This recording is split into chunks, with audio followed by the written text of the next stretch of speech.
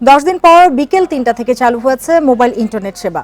গ্রাহকদের প্রত্যেকে বোনাস হিসেবে 3 দিনের জন্য পাবেন 5 জিবি ডেটা।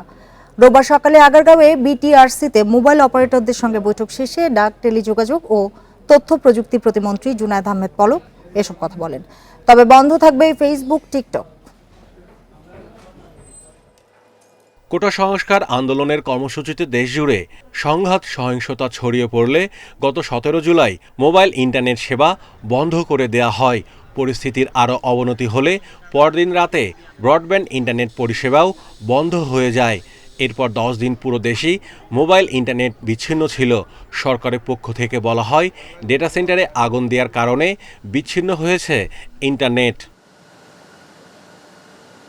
মোবাইলে ইন্টারনেট চালু নিয়ে রোববার সকালে বিটিআরসিতে 4 অপারেটরদের সঙ্গে বৈঠক করে ডাক, টেলিযোগাযোগ ও তথ্য প্রযুক্তি প্রতিমন্ত্রী জুনাইদ আহমেদ পলক। বৈঠকে বিটিআরসির চেয়ারম্যান ছাড়াও বিকাশ, নগদ, রকেট ও উপায় প্রতিনিধিরা উপস্থিত ছিলেন। বৈঠকের যে দুটি উদ্দেশ্য সেটি পূরণ হয়েছে। আমরা আজকে বিকাল 3টায় মোবাইল 4G নেটওয়ার্কটা আমরা পুনঃস্থাপন করবো ইনশাল্লাহ। 3 দিনের জন্য 5 জিবি আমরা বোনাস হিসেবে প্রত্যেক গ্রাহককে দেব। যার হয়তো 200 MBPS ছিল সেও পাবে 5 জিবি, আবার যার হয়তো 5 জিবি 7 ডে ছিল প্যাকেজ, সেও 3 দিনের জন্য তারা 5 জিবি বোনাস পাবে।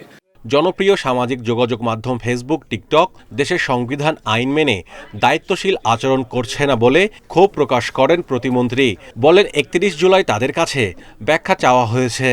তারা এসে যুক্তি এবং ব্যাখ্যা দিয়ে যদি আমাদেরকে বুঝাতে পারে যে সারা বিশ্বের সব দেশের জন্য তাদের নীতিমালা একই এবং অন্যান্য দেশে তারা যেভাবে কন্টেন্ট তারা টেকডাউন করে বা ব্লক করে, বাংলাদেশের ক্ষেত্রেও তারা সমানভাবে তাদের এই বৈষম্যমুক্ত আচরণ করছে বা করেছে বা করবে, তাহলে এগুলো আলোচনা, ব্যাখ্যা, বিশ্লেষণ করে তারপরে আমরা সিদ্ধান্তটা গ্রহণ করতে চাই।